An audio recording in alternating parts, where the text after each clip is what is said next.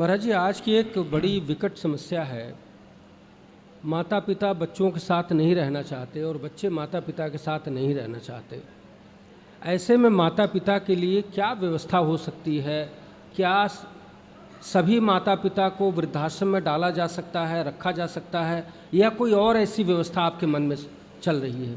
देखो, माँ बाप को वृद्धाश्रम में भेजना ये समाधान नहीं है। किसी युग में माँ बाप को वृद्धाश्रम नहीं भेजा गया, कलयुग में ही वृद्धाश्रम भेजे जा रहे हैं।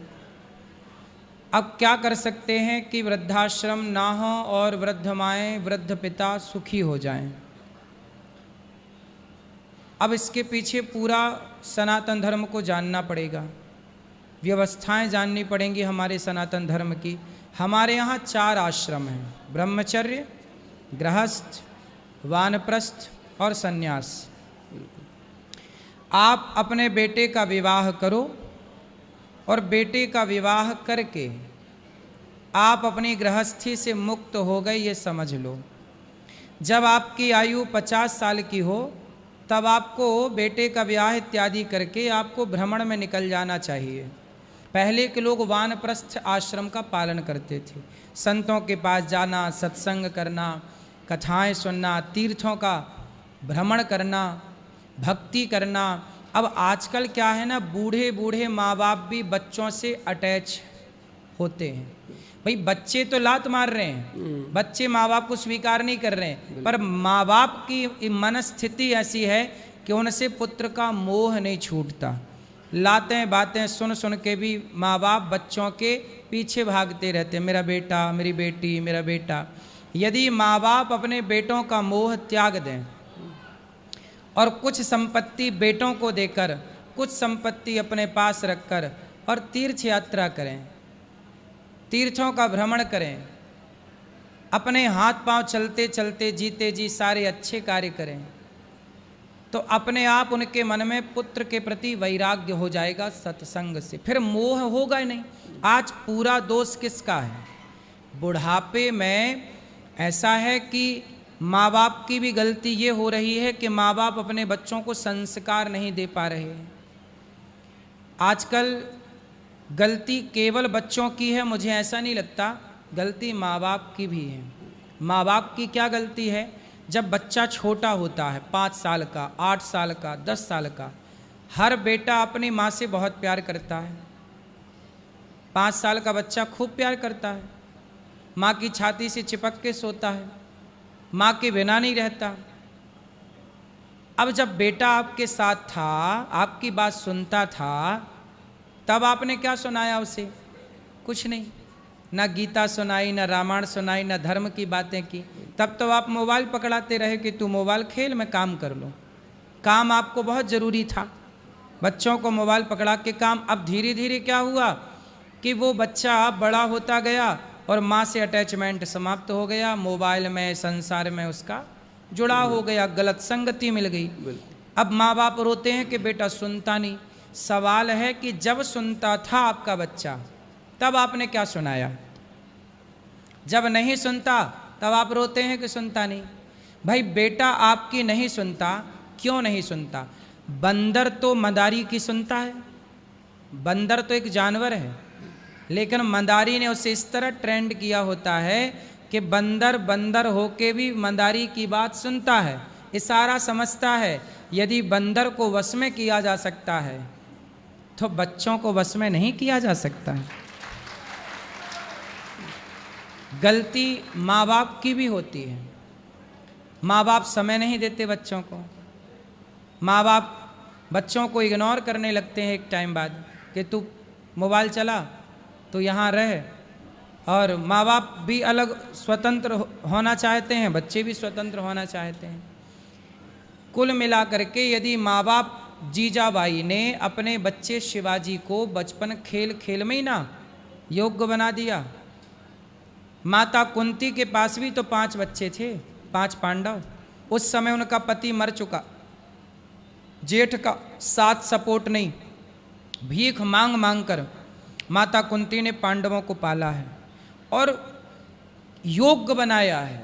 माँ ने अपने बच्चों को योग्य बनाया। आज आपका बेटा कितना योग्य है, इतना योग्य है कि बेटा आपके ही पाँव नहीं छूता। आजकल के बच्चे अपने माँ बाप के पाँव नहीं छूते, घुटने छूते हैं। क्यों?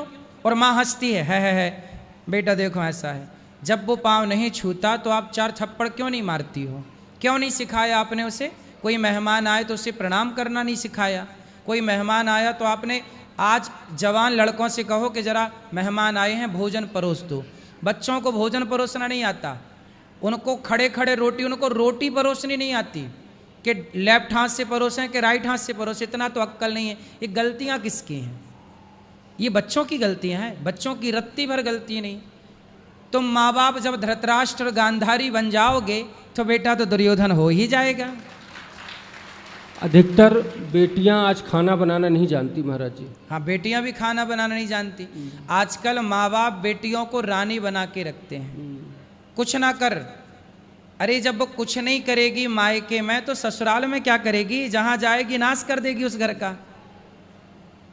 इसलिए बेटियों को बचपन से माँ बाप को खूब काम कराना चाहिए, खूब योग्य बनाना चाहिए। यदि ज़्यादा आराम देते हैं मतलब आप अपनी बेटी को अपाहिज कर रहे हैं, अपाहिज है वो। इसलिए बेटियों को इतना काम कराओ, इतना काम कराओ, इतना लिए रहो गैर में कि ससुराल जाते ही उससे लगे मैं यहाँ के सुखी हो गई, मायका तो अच्छा नहीं था, मायके से त्रस्त हो जाए। आजकल क्या है, ससुराल में लड़कियां टिक ही नहीं रही हैं, ससुराल में टिक ही नहीं रही हैं, सीधा मायके मायके।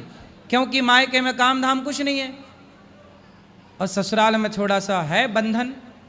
तो मैं कहता हूँ माँ बाप से कि बेटियों से इतना काम कराओ मायके में कि ससुराल जाएं तो वो ससुराल से मायके आने की ना सोचें, उनको लगा ससुराल बहुत अच्छा है, यहाँ कुछ नहीं करना पड़ रहा है। क्योंकि घर में ज़्यादा काम करेंगी तो ससुराल में थोड़ा बहुत काम तो कर ही लेंगी। अब परवरिश बदल गई ना, अब समझाए कौन किसे?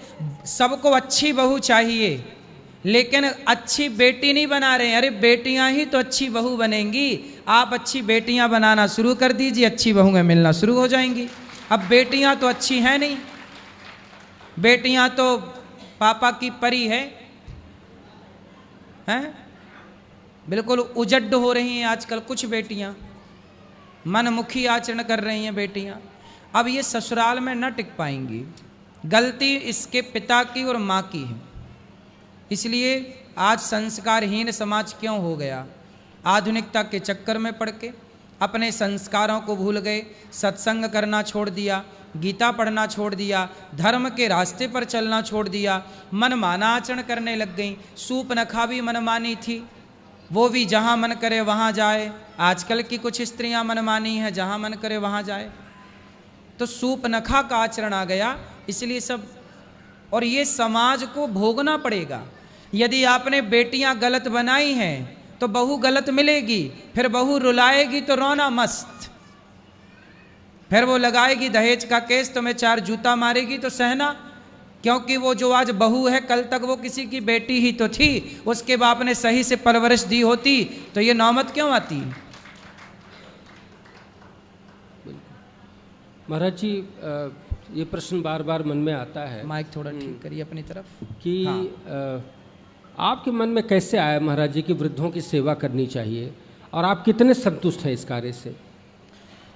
देखिए, मैं एक बार कथा सुनाने गया, एक गांव क्षेत्र था, थोड़ा सा टाउन ही था। तो वहाँ पे एक बूढ़ी माँ मेरे पास आई, बोली कि बेटा जब मैं मर जाऊँ तो मेरी चिता पे आग लगा देना।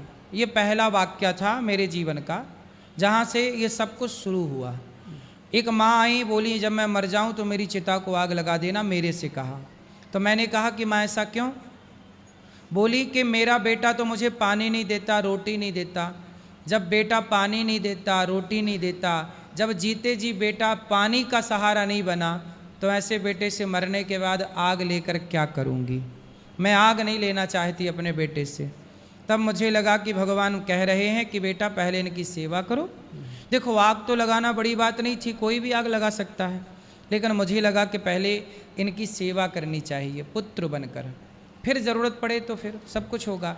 तो आज माताओं की तेरहवीं भी हम यहीं कराते हैं। बच्चे लेने नहीं आते अपनी माँ को, मृत्यु के बाद देखने नहीं आते, तो सब यही होता है।